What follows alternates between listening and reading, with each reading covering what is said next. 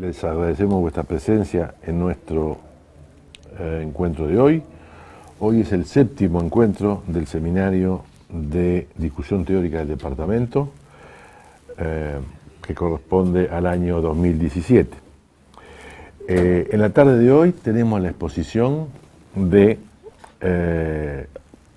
un querido amigo, exalumno y también Nobel integrante del plantel docente, el licenciado Federico Winter, que es obviamente licenciado de esta casa, es profesor adjunto de Política Exterior del Uruguay y además entre el 2015 y el 2017 ocupó el cargo de director ejecutivo del proyecto Shoah, que dirige programas educativos relacionados a derechos humanos y de discriminación. En 2016,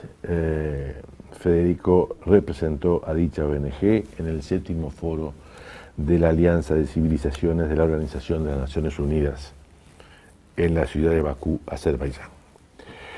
El tema que nos anuncia Federico es un tema de gran interés, sobre todo para quienes seguimos los temas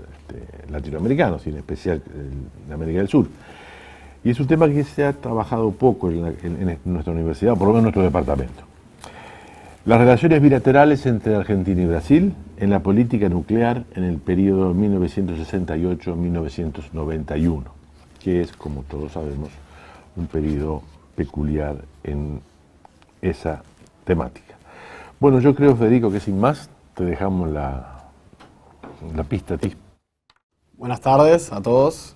Es un placer para mí estar hoy compartiendo con ustedes esta investigación. Gracias a Pedro y al resto de los organizadores del seminario por invitarme. Después de venir a más de un encuentro como alumno, está bueno estar de este lado y compartir un poco lo que hicimos junto con mis dos compañeras de tesis de pregrado. Si bien hoy estoy yo para presentar este trabajo, esto de lo que voy a hablar hoy es resultado de un trabajo en equipo que realizamos junto con las licenciadas Riesler y Barranquet a lo largo de un año más o menos, en lo que nos llevó a hacer la tesis. Y bueno, si bien voy a hablar yo en nombre de los tres,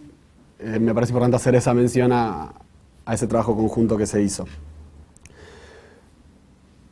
Un poco el tema al que me voy a referir hoy es, como ya adelantábamos antes, las relaciones bilaterales entre Argentina y Brasil en la política nuclear en el periodo 1968 y 1991. Un título bastante largo que le pusimos, pero que es bastante claro a la hora de identificar cuál es el tema de estudio. Nosotros partimos de más bien quizás cuatro datos que observábamos en la realidad, ¿no? Que observamos simplemente mirando a nuestro alrededor y viendo un poco hacia atrás, y que eran, en primer lugar, el dato de que Argentina y Brasil, como es bien sabido,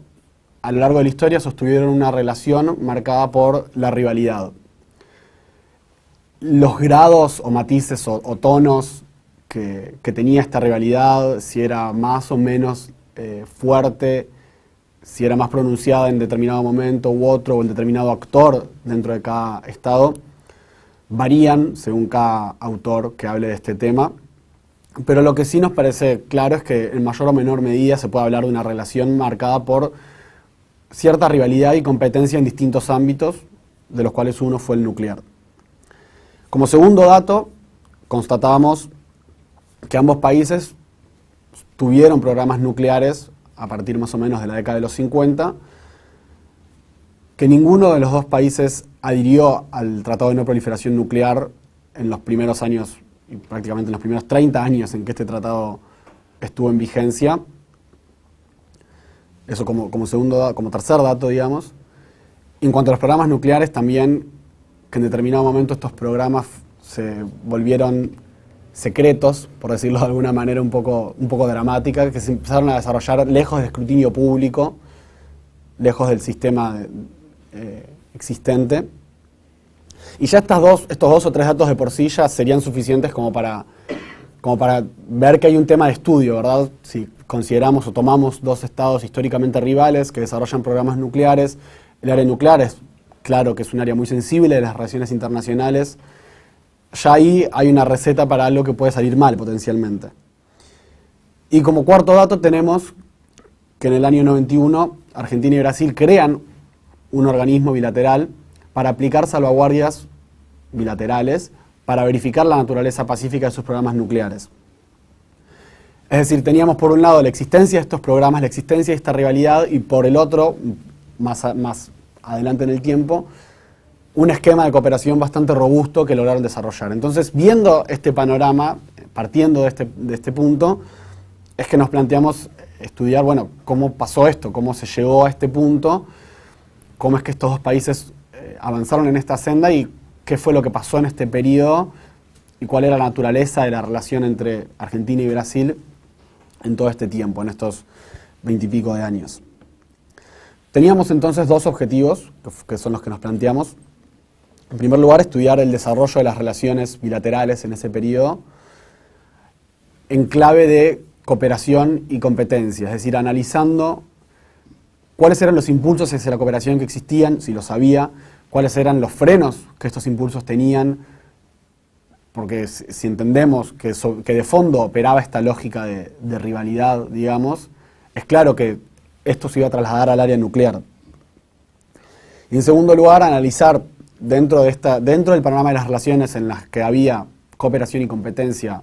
en ambos, impulsos a la cooperación y la competencia de ambos estados,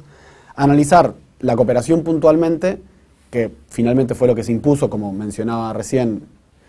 con la creación de este organismo, y analizar esta lógica de cooperación en clave de régimen internacional. Y ahí es que nos amparamos en el marco teórico de la teoría de los regímenes internacionales. Puntualmente tomamos la definición de Stephen Krasner, que es debatible si es una definición propia o si es algo que se combina en una conferencia y después él se adueñó. Bueno, es un poco... para no entrar en eso, él define los regímenes internacionales como un conjunto de principios, normas, reglas y procedimientos de toma de decisiones en torno a los cuales convergen las expectativas de los actores en un área determinada de las relaciones internacionales. Esto puede ser implícito o explícito, esto es un tema que también da mucho para hablar, pero supongamos que serán explícitos en la mayoría de los casos. Y para hablar un poco de estos elementos, él define a los principios como creencias de hecho o de rectitud, a las normas como estándares amplios que marcan patrones de conducta y de derechos también, de derechos y obligaciones de las partes. Define a las reglas como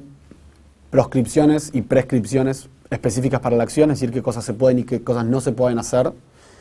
Y a los procedimientos de toma de decisiones como las prácticas, digamos, más cotidianas o más mundanas que se utilizan para implementar la decisión común de las partes y para eventualmente cambiar algunos de los elementos de este régimen. Entonces tenemos esta teoría de los regímenes conformada por, digamos, 4 elementos que están bastante vinculados entre sí, que deben mantener en mayor o menor medida cierto grado de coherencia. Y nos propusimos entonces utilizar esta perspectiva, este lente para analizar la cooperación entre Argentina y Brasil, cómo se desarrolló y cómo se finalmente manifestó. Y ver si se ajusta, digamos, a la definición de régimen internacional y si se puede hablar de que Argentina y Brasil desarrollaron un régimen internacional para el área nuclear. Lo primero que hicimos, obviamente, para comenzar a estudiar nuestro tema es mirar hacia atrás, ¿verdad? A efectos de entender el presente, o no el presente, pero nuestro periodo de estudio teníamos que recorrer un poco, desandar un poco el camino y ver cuáles eran los antecedentes. Y ahí pudimos confirmar nuevamente que existía esta dinámica de rivalidad entre ambos estados, más o menos desde la época de los imperios, incluso creo que se podría decir, pero hablando puntualmente de Argentina y de Brasil, no habían tenido una guerra entre ellos con la vieja república nunca, y desde la creación de Uruguay tampoco, no habían estado enfrentados en un enfrentamiento bélico, y sin embargo sí había existido una hipótesis de conflicto, por lo menos en las previsiones militares de ambos estados. Obviamente esto es una forma de justificar la existencia de las Fuerzas Armadas, no quiere decir que una hipótesis de conflicto se condiga con la realidad en el terreno, pero sí hay que constatarlo y en mayor o menor medida los actores militares tuvieron mucha relevancia en ambos estados a lo largo del siglo. Entonces esto era un factor que sí iba a tener determinada importancia. Vimos entonces también que a esta dinámica interna a la región se sumaba el papel de Estados Unidos con la relación especial que tenía con Brasil a lo largo del siglo y el antagonismo que existió con Argentina también en buena parte del siglo XX, y que generalmente la inclusión de Estados Unidos en la dinámica regional lo que provocaba era un acercamiento entre Brasil y Estados Unidos y un alejamiento de ambos con respecto a Argentina. Y eso va a ser interesante para contraponer a lo que sucedió luego con el área nuclear. Concretamente en la cuestión nuclear, para entender un poco más de dónde venían los programas nucleares de cada uno, la Comisión Nacional de Energía Atómica de Argentina y la Comisión Nacional de Energía Nuclear de Brasil, ambas se crean en la década de los 50, ambas con apoyo del programa Átomos para la Paz de Estados Unidos. Y inevitablemente lo que va a suceder es un traspaso a este escenario, a este nuevo escenario nuclear de la rivalidad que ya existía en distintos ámbitos, que se había manifestado a lo largo de los años en temas militares, como lo fue el ámbito naval a principios del siglo XX, en temas energéticos, como lo fue el conflicto por las represas de Corpus y Itaipú, que va a ser muy relevante a la hora de entender también cómo van a lograr cooperar en el área nuclear. Y bueno, esta lógica entonces también se va a trasladar al área nuclear, y también esta va a ser un escenario donde ambos estados, si bien no es adecuado decir que se involucraron en una suerte de carrera, sí había una especie de interés o de deseo de estar un poco más adelantado. Hay algunos autores que lo ponen de forma muy atinada, como una especie de competencia familiar, casi deportiva, de intentar ser el primero de una familia de hermanos, por ejemplo. Y sin embargo, a pesar de la tónica que tenía esta área, y en esta época es importante aclarar que por lo menos hasta fines de los 60 los programas se desarrollaban completamente autónomos, sin intercambios entre los actores de uno u otro lado. Y sin embargo, había espacio para la coordinación política fundamentalmente en el área nuclear. Y ahí hay dos ejemplos que son bastante salientes, como lo son el caso por el asiento en la Junta de Gobernadores de la Organización Internacional de Energía Atómica, que daba un asiento a un país de América Latina siguiendo el criterio de cuál era el estado más avanzado en el área nuclear. Argentina y Brasil, por supuesto, los dos querían ocupar ese asiento, entonces se crea una comisión para analizar cuál era el más avanzado en el área nuclear. La comisión, bastante trancada por Argentina y Brasil, por cierto, no logra llegar a ninguna conclusión porque dice que uno es más avanzado en otra cosa y otro es más avanzado en otras. Entonces Argentina y Brasil coordinan sus posiciones y logran un acuerdo para rotar en el asiento y ocuparlo los dos. Y eso ya nos va a hablar de cierta coordinación, por lo menos en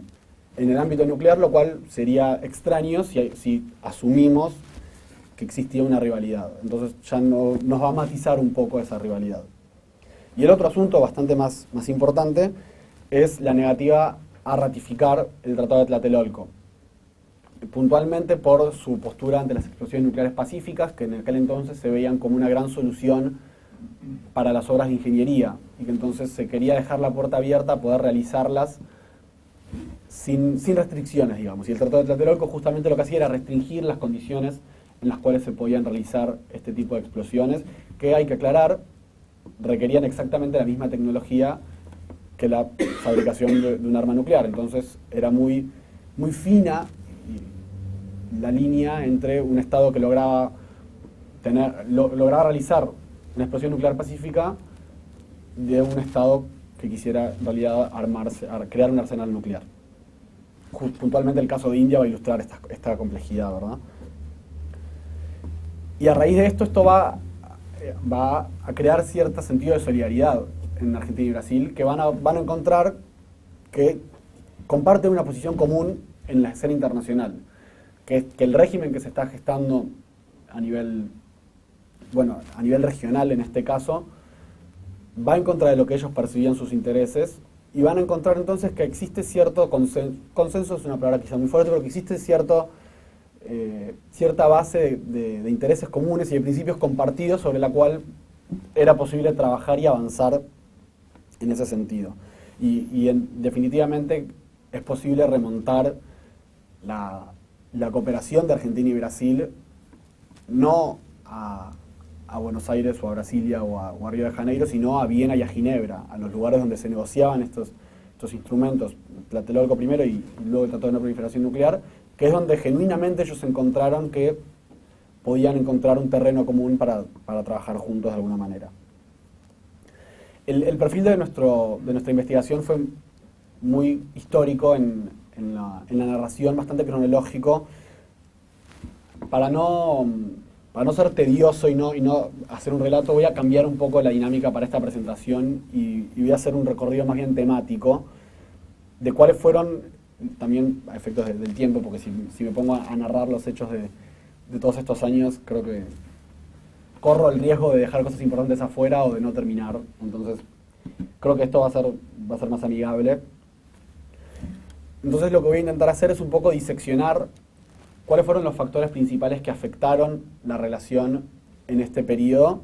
y cómo influían en esta lógica esta lógica en la que coexistían la rivalidad y los impulsos a la cooperación o los impulsos hacia la coordinación, por lo menos como una palabra un poco menos fuerte. Es posible hablar entonces de factores de muy diversa índole. Por un lado, factores externos a la región y a los estados, por otro lado factores internos y por otro lado factores de contexto, que son más bien sistémicos, que determinan la acción de los estados.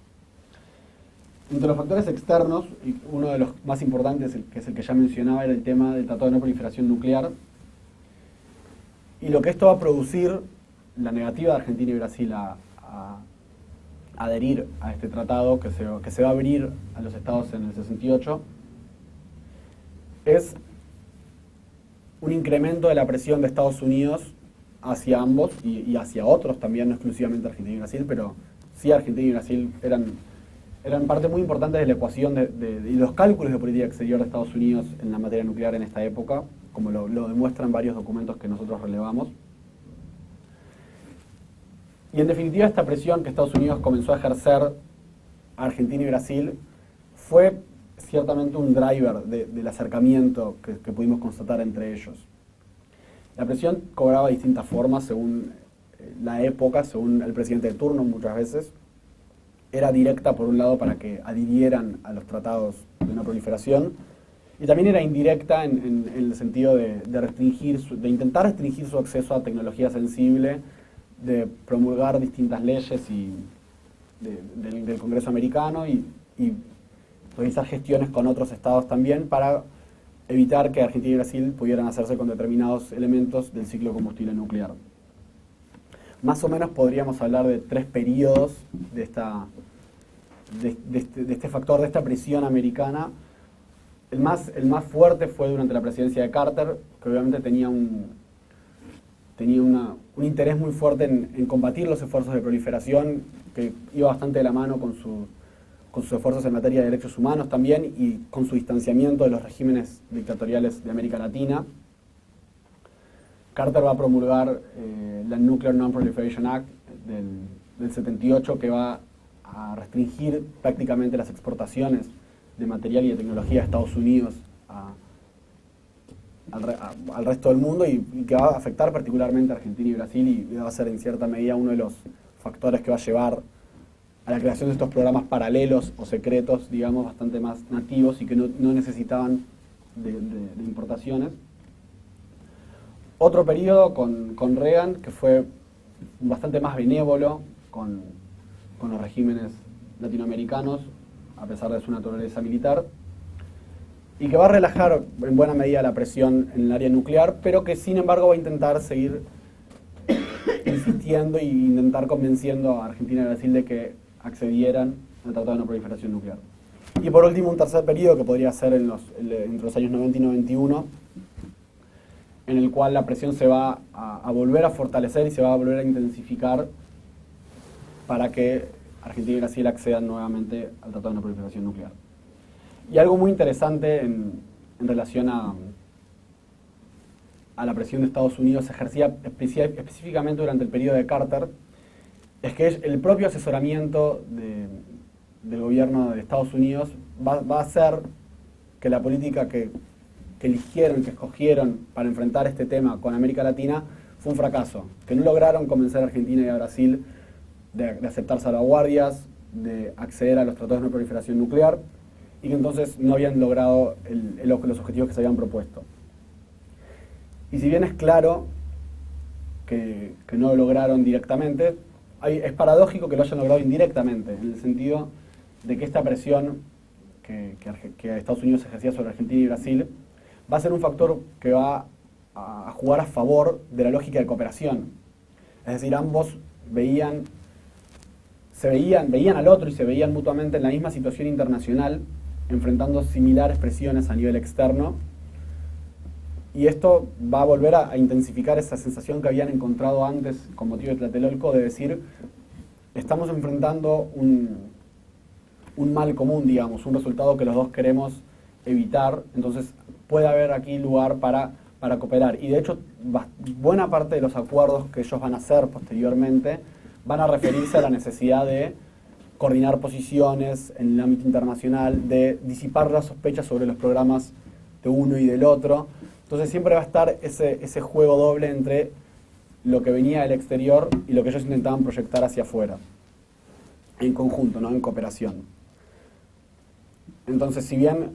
la política de Carter puede haber sido asesorada por el propio gobierno americano como un fracaso, en definitiva terminó por impulsarlos, Argentina y Brasil, hacia el objetivo que ellos estaban buscando, que era que acepten eventualmente salvaguardias totales sobre sus programas nucleares. Y el otro punto interesante en relación a Estados Unidos y estos países, vinculado a lo que mencionaba atrás, de cómo Estados Unidos afectaba la dinámica regional, es que Estados Unidos en la cuestión nuclear y su accionar sobre ambos países va a determinar un quiebre del histórico esquema de alianzas. Si entendíamos que Estados Unidos siempre estaba más del lado, por decirlo coloquialmente, del lado de Brasil, y ambos colocaban a Argentina en una posición antagonista, en la cuestión nuclear puntualmente Estados Unidos va a producir el efecto contrario, es decir, un acercamiento entre Argentina y Brasil y un alejamiento de ambos de Estados Unidos. Otro factor externo que analizamos es el acuerdo germano-brasileño de 1975, por el cual Brasil y la República Federal Alemana van a hacer un acuerdo para la transferencia de todos los elementos del ciclo de combustible nuclear de la República Federal Alemana a Brasil, la construcción de reactores para el enriquecimiento de uranio y la creación de una empresa binacional para administrar este programa. Aquí lo que hay era una necesidad, por un lado, económica. Había una falta de abastecimiento de uranio enriquecido en el mercado mundial. Muy recientemente había sido la crisis de petróleo en 1973, lo cual había puesto de manifiesto nuevamente la necesidad de explorar energías alternativas, y entre ellas la nuclear. Pero también hay un componente nacionalista, y hay algunos autores que identifican este programa como una especie de respuesta a los avances argentinos en materia nuclear. Es importante, si bien hoy en día tenemos una idea bastante clara de la relación asimétrica entre Argentina y Brasil, en aquella época no lo era tanto. De hecho, Argentina estaba científica y tecnológicamente mucho más avanzada que Brasil en los 70 y hasta los 80 y quizás incluso a los 90 en el plano nuclear. Argentina logra mucho antes el enriquecer uranio, logra completar el ciclo de combustible nuclear varios años antes que Brasil. Y estaba esta percepción de atraso relativo en Brasil bastante latente que lo va a empujar a explorar estas alternativas, y dentro del menú de opciones que Brasil manejaba, uno era un pacto con la República Federal Alemana, que fue lo que se concretó. ¿Cómo afectó este factor a la relación entre Argentina y Brasil? Por un lado, por lo que decía recién, es posible ver que era un factor que jugaba a favor de la competencia, digamos, que fomentaba la rivalidad, que Brasil lo buscó, lo concretó en parte por los avances argentinos para intentar superar a Argentina. La reacción inicial de Argentina fue de sospecha en el sentido de cautela, de recelo, de ver qué era lo que se iba a hacer, lo cual también hablaría de la existencia de una rivalidad. Pero curiosamente lo que sucede es que una vez que el acuerdo se concreta y es denunciado por Estados Unidos, Argentina va a cambiar su posición y va a pasar a defender el acuerdo de Brasil con la República Federal Alemana y a reivindicar el derecho de cada Estado de gozar del desarrollo y de las aplicaciones de la energía nuclear en beneficio social y económico de los pueblos en definitiva. Y Argentina entendió que defender el programa nuclear brasileño también era una forma de defender el suyo, entendiendo el contexto en el que ambos enfrentaban presiones similares del extranjero. Entonces tenemos a este factor que juega un poco para ambos lados, que permite decir, bueno, existía una lógica de rivalidad en las motivaciones de los actores para entrar en este acuerdo en el lado de Brasil. Existe un elemento de rivalidad, pero una vez que el acuerdo tiene lugar, también va a ser un factor que va a llevar hacia la cooperación. Al final el acuerdo era muy costoso, la tecnología que utilizaron era muy poco eficiente y no tuvo los resultados que ellos pretendían. Y también es importante destacar que Brasil siguió con el acuerdo a pesar de la presión de Estados Unidos, lo cual habla un poco del precio que Brasil está dispuesto a pagar por su desarrollo nuclear y del cálculo que el nacionalismo nuclear tenía del lugar que el nacionalismo nuclear tenía en sus cálculos. Era tan importante lograr este objetivo que incluso estaban dispuestos a sacrificar una de sus más importantes alianzas geoestratégicas. Luego pasamos a los factores internos y ahí destacamos esencialmente tres.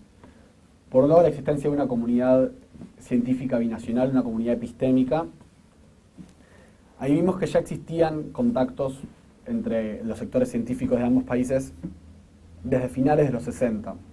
Y esto se va a vincular luego con el tema de las transiciones a las democracias. En general, estos contactos van a operar siempre a favor de la cooperación, salvo escasas excepciones en el ámbito fundamentalmente brasileño en los 80, que se deben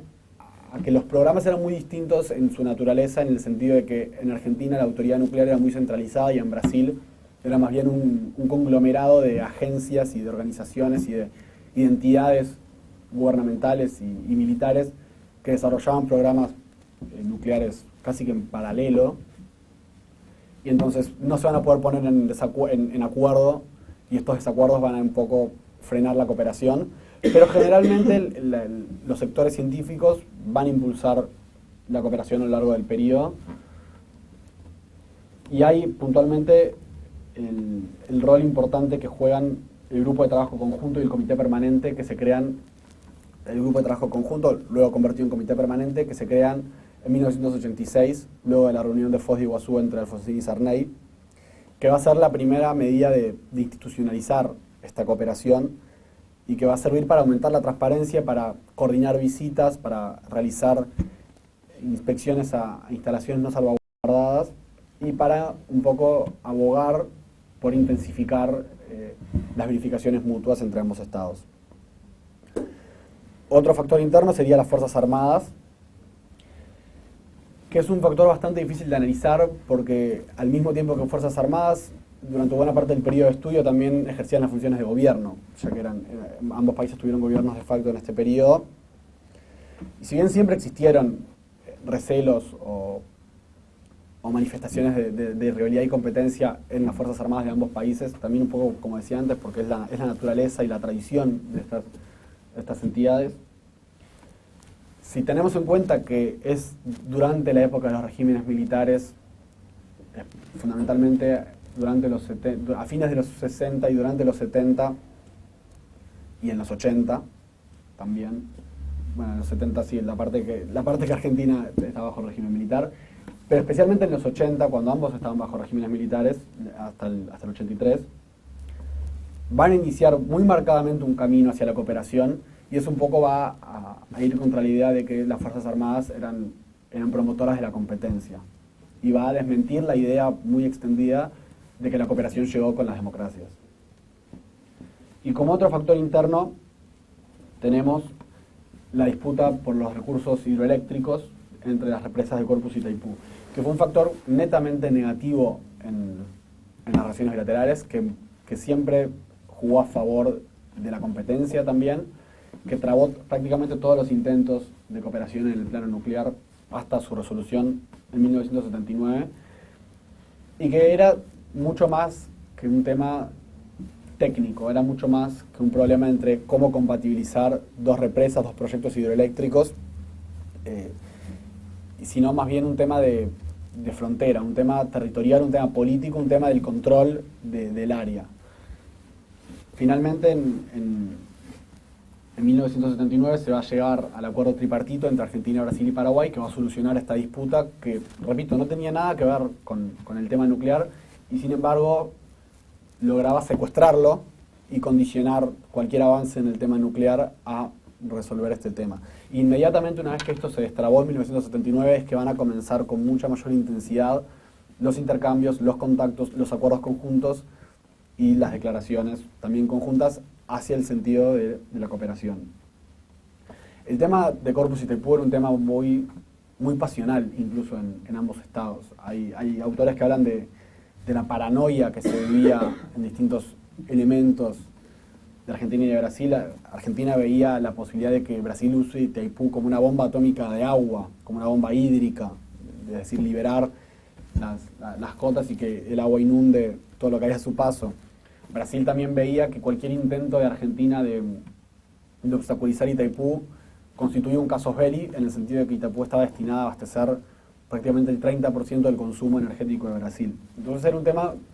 mucho más allá de un tema técnico, como decíamos. Y en cuanto a los factores de contexto, acá rescatamos esencialmente dos, que son, en primer lugar, los cambios de régimen que se dieron en ambos estados y las crisis económicas repetidas, por supuesto. Argentina hace su transición a un régimen democrático en el 83, Brasil en el 85, y por supuesto que esto fue un factor que jugó a favor de la cooperación, que empujó aún más a los actores de distintos estados hacia cooperar. Pero lo que observamos también, y como decía anteriormente, es que la cooperación antecede a estas transiciones, de que ya en los 80 el primer acuerdo bilateral en materia nuclear es realizado entre los dos regímenes militares de ambos estados. Y un poco lo que viene esto a hacer es desmentir, como decía recién, esta idea de que fueron las democracias las que crearon el contexto y las condiciones para dejar atrás la rivalidad y comenzar a cooperar en el área nuclear. Más bien sería atinado decir que las democracias lograron construir sobre lo que se había empezado a hacer anteriormente, y ciertamente quizás si no hubieran existido estas transiciones, aunque es muy difícil hacer el contrafáctico, quizás el proceso hubiera ido más lento. No es algo que digo yo, sino es algo que dicen varios autores y actores involucrados, que las transiciones ciertamente dieron un empuje y mayor aceleración al proceso por su uso de la diplomacia presidencial, por su uso de los encuentros entre mandatarios de ambos estados, por la relación que llegaron a construir Alfonsín y Sarney primero, y luego Menem y Collor. Y también una muestra de que la cooperación no empieza con las transiciones, sino que ya existía antes, es el hecho de que Brasil haya representado los intereses argentinos frente a Inglaterra con motivo de la Guerra de las Malvinas, que es algo que sería muy difícil de pensar entre dos estados que son rivales o que mantienen una competencia en determinada área. Es decir, ya bajo los regímenes militares habían comenzado un camino de cooperación que se había manifestado en distintas cosas, entre ellas esta representación. Y como último factor, tomamos las crisis económicas, las crisis del petróleo del 73 y 79, las crisis de la deuda de 1982 y la hiperinflación de fines de los 80. En mayor o menor medida no tuvieron un rol muy importante, estuvieron generalmente supeditadas al nacionalismo nuclear, es decir, resulta muy, muy extraño, pero los efectos de las crisis generalmente debían ser, bueno, el achicamiento del Estado o reducir las inversiones públicas, y sin embargo lo que hay es un aumento de la inversión en los programas nucleares en esta época. Entonces no parecería ser que las crisis económicas hayan jugado un rol muy importante, con la excepción quizás de la hiperinflación de finales de los 80, que va a llevar a ambos estados, y que se va a mezclar con factores políticos, ¿no?, a intentar recomponer su imagen internacional y su relación con Estados Unidos como forma de acceder a crédito también. Todos estos factores, de alguna forma, lo que hacen es influir en la relación, darle cierta forma y operar a favor o en contra de la lógica de cooperación, es decir, empujando hacia aumentar la cooperación o bien frenando la cooperación y manifestando la existencia de una lógica de conflicto, de competencia. Entonces pudimos ver que a lo largo de todo este periodo hay una superposición de estos elementos. Hay periodos donde la cooperación parece intensificarse, pero también episodios donde se manifiesta una rivalidad, una competencia, y sucesivamente. Esto se va alternando prácticamente hasta fines de los 80. Que es cuando finalmente la cooperación se impone con la creación de la Agencia Brasileño-Argentina de Contabilidad y Control de los Materiales Nucleares, que es la ABAC. Esto es el organismo que ellos crean para aplicar un sistema común de contabilidad y control que ya habían aceptado antes, que ya habían acordado antes, que en esencia eran procedimientos para verificar que los programas nucleares del otro, es decir, que un Estado monitoree al otro, tenían fines pacíficos y ningún material o instalaciones estaban siendo utilizados para un fin que no lo fuera. La ABAC seguía por una lógica de simetría y de equivalencia en lo que tiene que ver con personal y inspectores. También tiene personalidad jurídica, es decir, puede realizar acuerdos propios con consentimiento de los gobiernos. Y fue un sistema bastante novedoso en el área de las salvaguardias nucleares a nivel internacional, por esta idea de crear un sistema bilateral que permita a un Estado monitorear a otro directamente. Luego la ABAC va a hacer un acuerdo de cooperación con la Organización Internacional de Energía Atómica para la aplicación de salvaguardias totales. Esto se va a llamar el acuerdo cuatripartito, ¿no?, entre la ABAC y la OIEA. Y fue bastante criticado entre algunos elementos de los estados, porque lo que se decía era, bueno, en definitiva se está dejando entrar por la ventana lo que no se quiso dejar entrar por la puerta. Se está aceptando salvaguardias totales con esta fórmula, cuando fue lo que se estuvo tan en contra desde la época del Tratado de No Proliferación Nuclear. Ahí hay que hacer un par de consideraciones.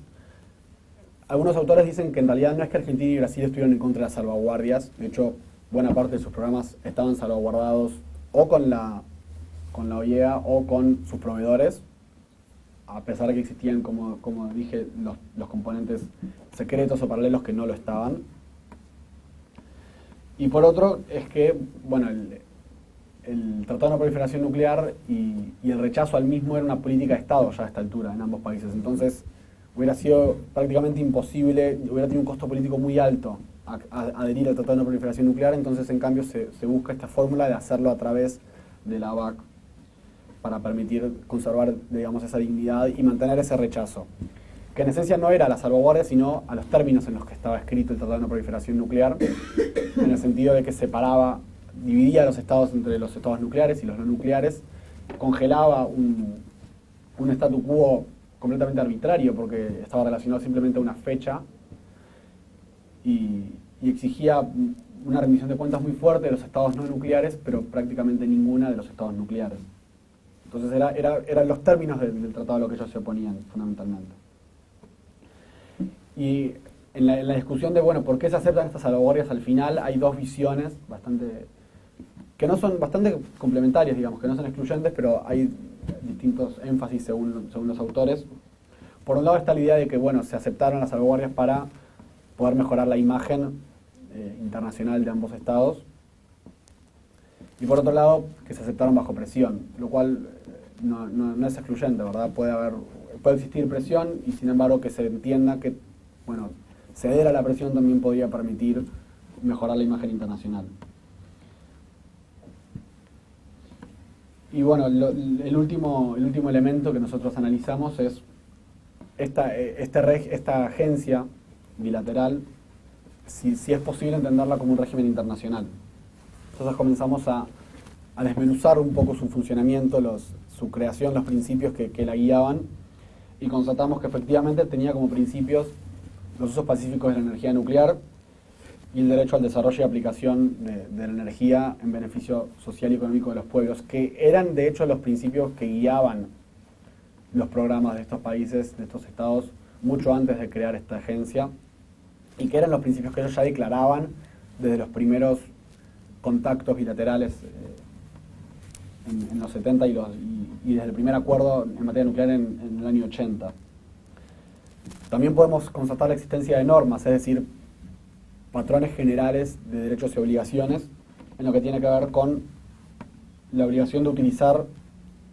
todo el material e instalaciones nucleares con fines pacíficos y como contrapartida la prohibición de utilizarlos con fines que no lo sean, la obligación de cooperar en la verificación mutua del programa nuclear del otro Estado y la abstención de realizar explosiones nucleares pacíficas, que era una novedad, que era algo que ellos siempre habían reclamado, que no habían accedido a renunciar, y de hecho no es una renuncia, es más bien una moratoria hasta en tanto no se desarrolla una tecnología distinta